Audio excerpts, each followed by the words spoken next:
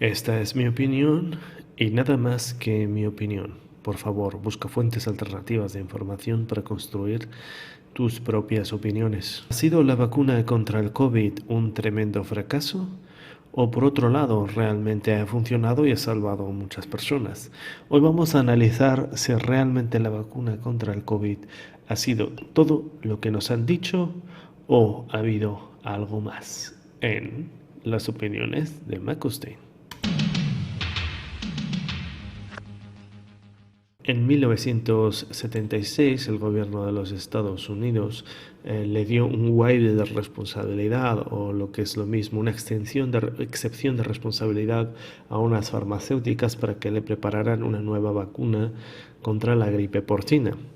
Lamentablemente, la prisa con la que se hizo esto provocó que el 20%, solo se vacunó el 20% de la población, unos 55 millones de personas, y dejó unos 550 casos del síndrome de Guillain-Barré y 25 muertes en los Estados Unidos.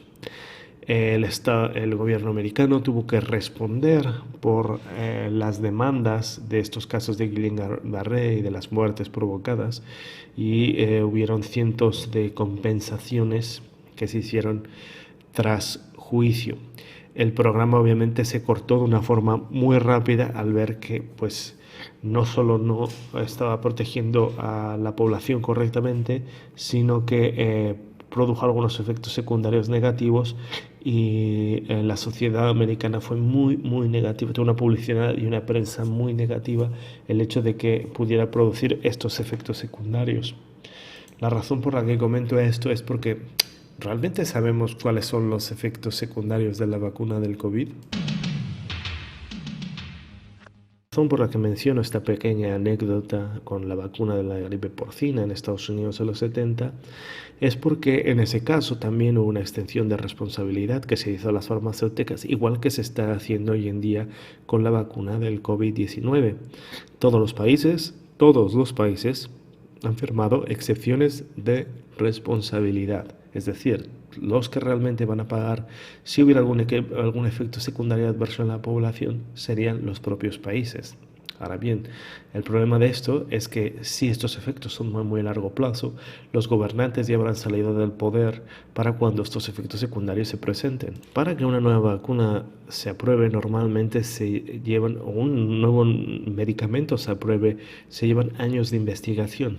Sin embargo, se dijo que esta vacuna estaba lista en tiempo récord por intereses políticos, y se empezó a administrar a la población sin realmente saber las consecuencias a largo o corto plazo. Lo único que sabemos es que tiene que tener algún efecto secundario, si no, no te pedirían que te quedaras media hora en observación, ya sea el shock anafiláctico que te puede dar una reacción alérgica. Sin embargo, esta vacuna no se discrimina por grupos de riesgo, sino que se recomienda a todo el mundo por igual, ya sean mujeres embarazadas, ya sea en algunos países, ya sea mujeres que están dando a pecho, o ya sea pues personas que ya han padecido la enfermedad. Sobre la seguridad de la vacuna, realmente no hay muchos datos. Sabemos que es un nuevo producto biológico, y las tres vacunas que se basan en la nueva tecnología de producto biológico, dejemos de lado a las vacunas tradicionales que tienen sus problemas, la vacuna china, la vacuna rusa, que realmente no han demostrado tampoco una gran efectividad. Pero pongámonos con las vacunas, las nuevas, las que realmente pues en Occidente, las que iban a demostrar que iban a partir el bacalao. Tenemos tres: la Johnson & Johnson, la Janssen. La vacuna Janssen te inyecta un DNA en un virus falso. A ver, esa es una forma resumida de decirlo para que lo entiendas. Es una especie de carcasa que forma como una especie de virus que va a inyectar, que es un virus que va a inyectar un DNA al centro de tu célula, y esta célula va a producir el mRNA, este DNA va a producir el mRNA, y de ahí se va a ir a los ribosomas y va a producir esta proteína, la spike protein, o la proteína de pico, que es la con la que el virus se conecta a la célula para inyectar su propio ADN. Así que la vacuna de Janssen básicamente te está inyectando DNA supuestamente inocuo, que va a hacer que esa célula produzca esa proteína. En el caso de la vacuna de Moderna y la vacuna de Pfizer, estas te inyectan directamente el mRNA encapsulado con una capa de microlípidos para que pueda penetrar directamente en las células sin ningún tipo de problema, y una vez dentro de la célula se va a ir al ribosoma. El ribosoma la va a empezar a producir la proteína de pico, la spike protein, que es con la que se conecta el virus. La diferencia entre Moderna y Pfizer son los microgramos que te inyectan de estos, son diferentes microgramos. Así que tenemos que las tres vacunas son productos diferentes, y la información que se está dando es que se pueden usar de forma intercambiable. Depende de dónde te vayas, te pueden poner un día una Moderna, otro día una Pfizer, otro día una Janssen. Son productos totalmente diferentes y no deberían ponerse de manera aleativa. Si te ponen una, te pones una, y además tendrían que decirle a la población cuál es la vacuna que está dando mejores resultados, que no se está haciendo. Pero vamos a seguir adelante con este tema. Ahora bien, ¿qué tan segura es cualquiera de estas vacunas? Realmente tampoco los gobiernos se han dicho, oye, pues vamos a comprar esta que parece que es la que no solo da mejores resultados, sino que también es la más segura, ¿no? No lo sabemos. Lo que puedo comunicar es que si la proteína de pico, la spike protein, es nociva para el organismo, es decir, están inyectando algo que va a producir una partícula nociva en el cuerpo, pero es en una cantidad muy pequeña que en principio no tiene la capacidad de hacer grandes daños, a pesar de que el mRNA o esta spike protein que se va a producir por el mRNA o por el DNA adenoviral van a producir algunos daños en el tejido endotelial, o podrían producirlos en algunas células, van a también dañarlas. Obviamente células van a ser destruidas si las reconoce el sistema inmunológico, están produciendo esta proteína, y también pues es posible que esta proteína de picos te acabe viajando por todo el cuerpo. No hay estudios de genotoxicidad, no hay estudios de teratogenética, no hay estudios de oncogenética, es decir, no sabemos a largo plazo qué va a pasar, no hay unos estudios claros, al menos yo no he logrado encontrar ninguno de estos estudios de qué va a pasar a largo plazo, porque no ha habido pruebas clínicas. Nosotros somos el conejillo de Indias, por así decirlo. La gente que está usando esta vacuna es el conejillo de Indias. Vale, algunos estudios, como el estudio de Pfizer en Japón o el de Moderna en Europa, demostraron que algunas de estas partículas acaban en los ovarios femeninos de estos spike proteins. Sin embargo, dicen que la cantidad es muy poca y que la mayor parte se queda dentro de lo que sería el brazo o dentro del músculo. No hay un comité de ética, no hay un comité independiente de seguridad, no hay un comité de control de cómo están sucediendo los datos con la vacuna. Al menos no he conseguido una información relevante al respecto. Esto es porque esta vacunación está patrocinada por el CDC, por el famoso Anthony Fauci, y por la FDA, y también por la NHS, y la mayoría de los países que están administrándolo a través de la seguridad social a sus ciudadanos, a través de la propia seguridad estatal, son los propios patrocinadores, y realmente no hay unos estudios, digamos, unos comités independientes que se dediquen a regular que no se cometan, qué efectos secundarios nocivos está haciendo. Tampoco se está haciendo todo de forma muy apresurada. Como ya comenté, no hay restricciones de grupos por grupos, que debería hacer específicamente gente que ya haya pasado el COVID, debería estar exenta de la vacunación.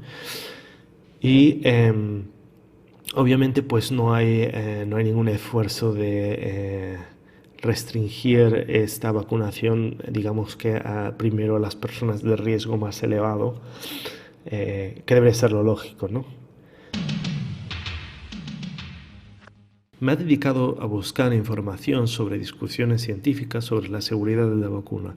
Realmente no he encontrado ninguna página o muy pocas páginas que no sean de fact-checking, que no sean del departamento de la verdad, que no sean de las grandes tecnológicas que te están diciendo que es la verdad y que es la mentira sin que tú puedas utilizar tu propio conocimiento. De las pocas páginas que he encontrado, la mayoría de las discusiones tachan a las personas que tienen preocupaciones. No me refiero a gente común de la calle como tú y que yo. Me refiero a académicos o a gente que ha trabajado con vacunación o epidemiólogos. Todos estos, incluso al inventor de esta tecnología se le censuró en Twitter, a uno de los inventores de la vacuna, de la tecnología que está utilizando la vacuna Janssen de Johnson Johnson. Entonces, es muy difícil encontrar gente que no esté censurada o amenazada o que en cuanto dice algo que parece ser contrario a la vacuna se le acusa no solo de antivacunas sino de repartir desinformación. Y además si buscas en Google alguno de estos doctores te aparece como sí, repartían misinformation, ¿no? Repartían información falsa constantemente. Y no creo que eso sea sano para la discusión académica. Creo que es un error acallar con censura a los académicos en contra, porque donde se tiene que mostrar los datos, donde se tiene que mostrar la solución realmente es en los datos, en lo que se saca de los datos. Si realmente los datos son pobres, y además que normalmente si buscas alguno de los datos de los datos que están cogiendo los doctores que son contrarios a estas vacunas, normalmente se habla de que no han entendido los datos o que los han malentendido. Bueno, entonces debería haber un debate científico más abierto. A los terraplanistas, a la gente que piensa que los extraterrestres los hicieron las pirámides, no las censuran. Siempre normalmente censuran a la gente que sí que puede ser un problema para alguna causa en concreto, y eso es lo que parece que está pasando. El hecho de que se aplique la censura lo único que va a dañar es a la reputación de la vacuna y de los gobiernos. De que exista una censura tan persistente es un mal indicador. Es una nueva tecnología que se basa en un tratamiento genético, que haya una comunidad tanto de prensa, tanto de gobiernos, como de grandes corporaciones de Silicon Valley, como pueden ser Facebook, Google, ¿no? Las tecnológicas, como puede ser personas censurando constantemente, incluso a uno de los creadores de la tecnología que sirvió para crear la vacuna de Johnson Johnson, gente que sabe de lo que habla. No hablo de minundis como nosotros, sino de especialistas en el campo que son completamente censurados y desacreditados.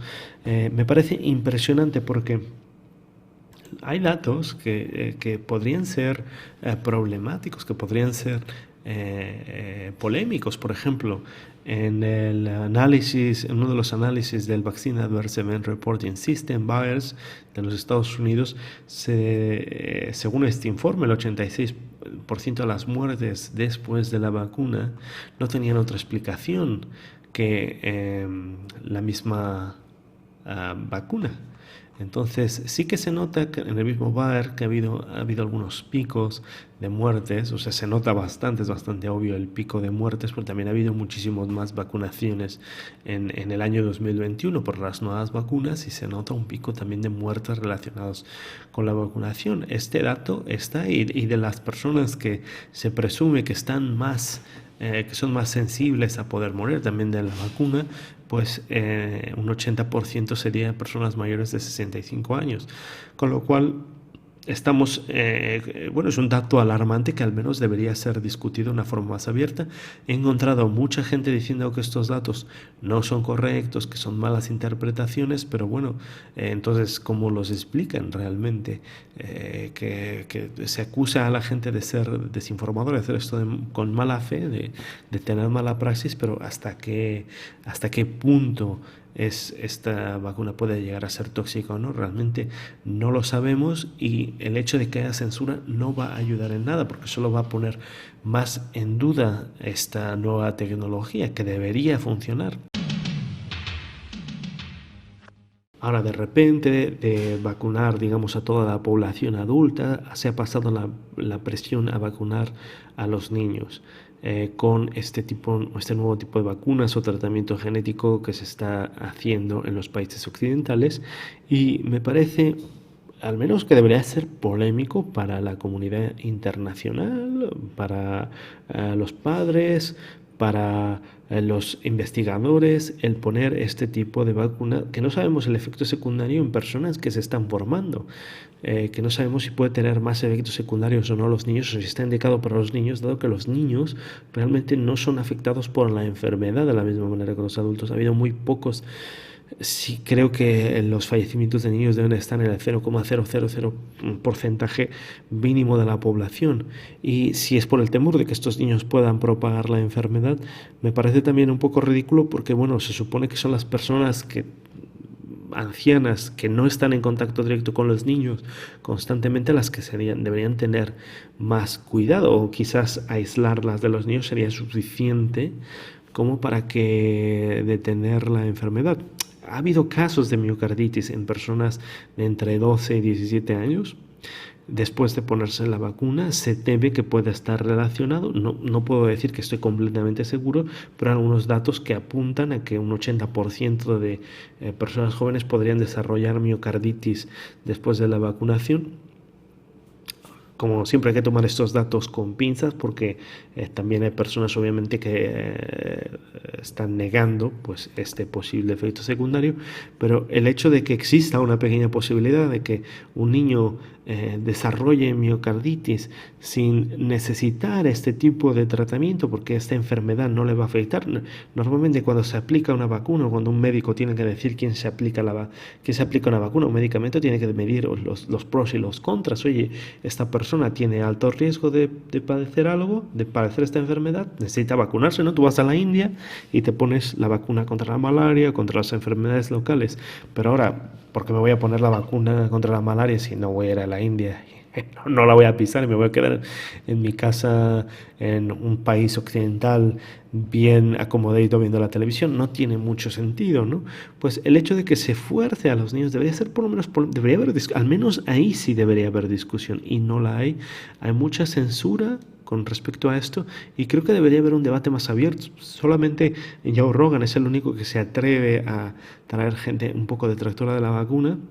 Y me parece increíble que los padres estén decididos a que los coaccionen a vacunar a sus hijos. Eso me parece, o sea, si fuera una vacuna normal, probada, con efectos secundarios bien conocidos, obviamente está bien, ¿no? Pueden tomar la decisión que quieran, pero el hecho de que es una nueva tecnología y no se saben los efectos secundarios, lo veo un riesgo demasiado grande para una población que realmente no va a padecer muchos problemas con respecto al COVID. Tienen más posibilidades de que no les pase nada si pasan el COVID que si toman la vacuna, con lo cual no lo entiendo.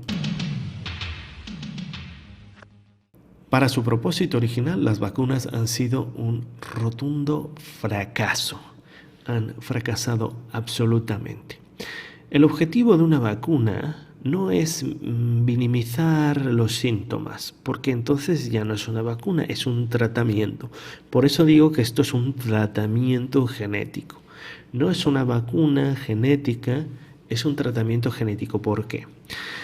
Una vacuna se trata de que tu sistema inmunológico esté prevenido contra una enfermedad para que esta enfermedad no se desarrolle, que cuando el patógeno esté localizado en tu cuerpo, este sea destruido antes de que puedas desarrollar la enfermedad. El propósito de las vacunas era parar la pandemia, era detener la pandemia.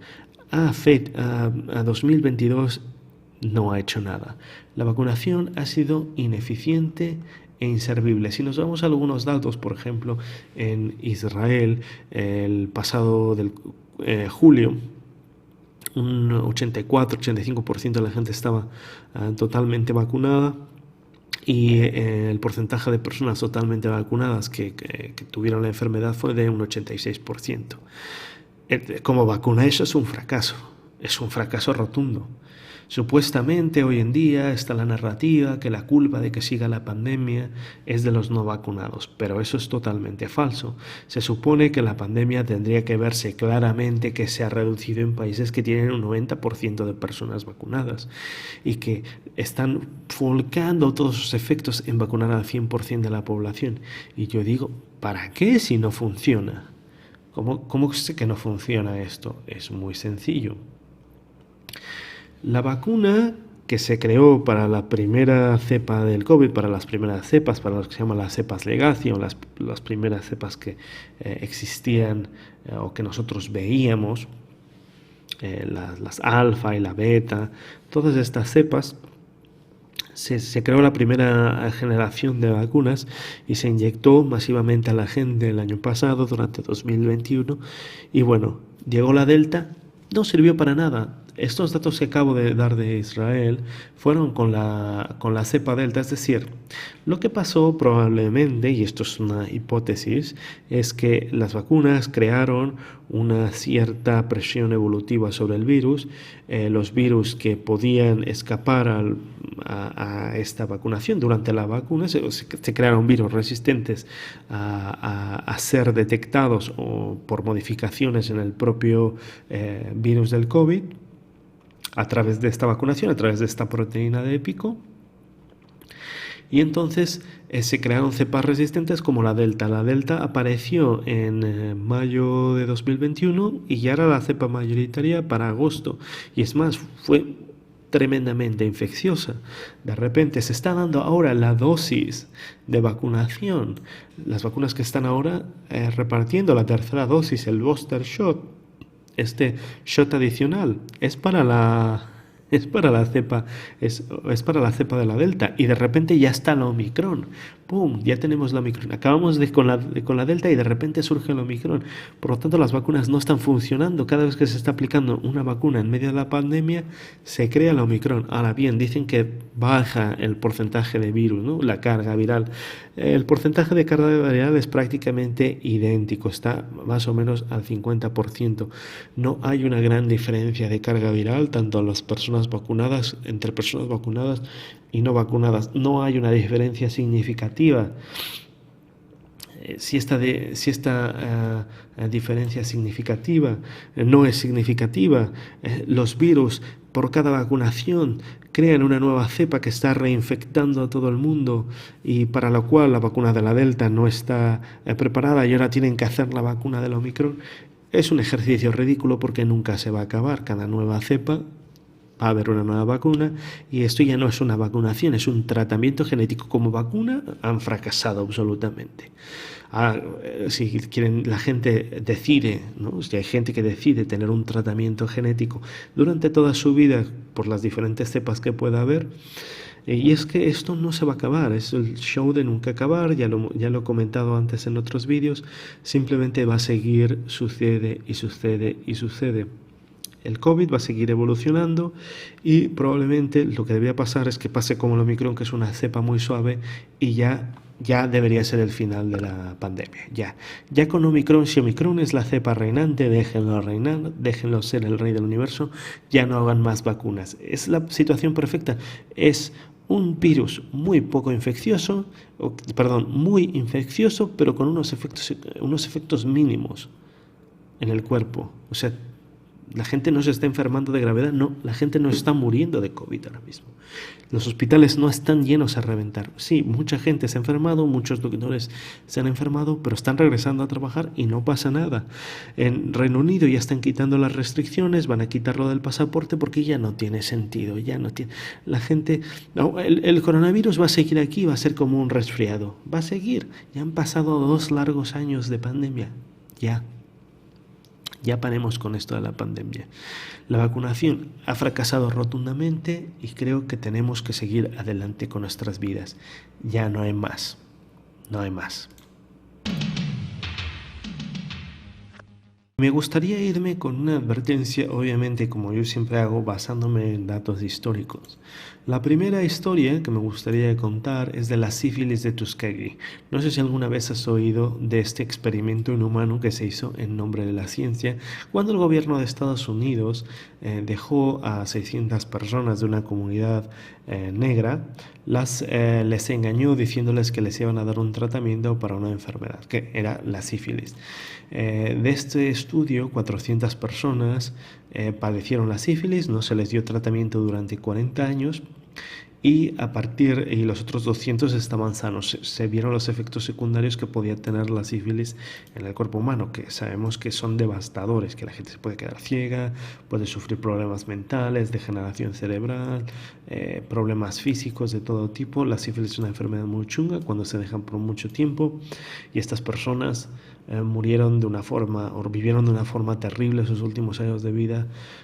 Por ejemplo, están los experimentos de Guatemala, también por el gobierno americano, que también fue que infectaron a presos deliberadamente con la sífilis y se les dejó ahí pudrirse, o el estudio de la malaria en Stateville, ¿no? Ya ha habido varios experimentos que normalmente siempre son, vamos, por el bien de la humanidad, que hacen los gobiernos. Y la segunda historia con la que quiero que te quedes como advertencia fue la de Trofim Lysenko. Trofim Lysenko, que es conocido por el lysenkaísmo, fue un ucraniano que fue apoyado por Stalin. Básicamente él era un granjero en la Unión Soviética y él dirigió la agronomía soviética entre 1927 y 1965.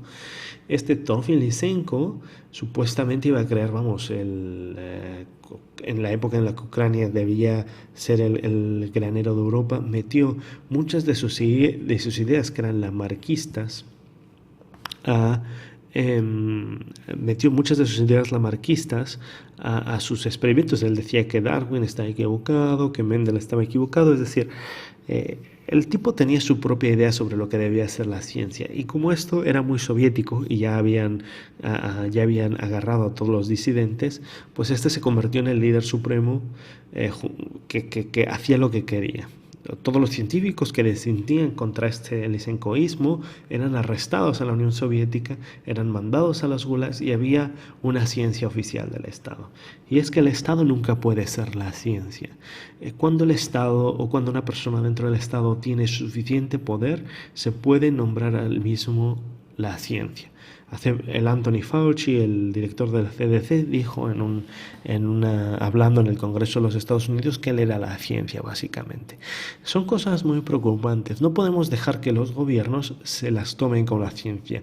Tiene que haber una discusión libre y sin censura, porque si la misma gente que apoya los 100.000 géneros, que apoya que la obesidad es salud, que apoya que teorías desfasadas sobre el género y la raza, si esa misma gente me está diciendo que la vacunación es buena, tengo que sospechar, no la vacunación en general, pero esas vacunas nuevas, tengo que sospechar de ellos.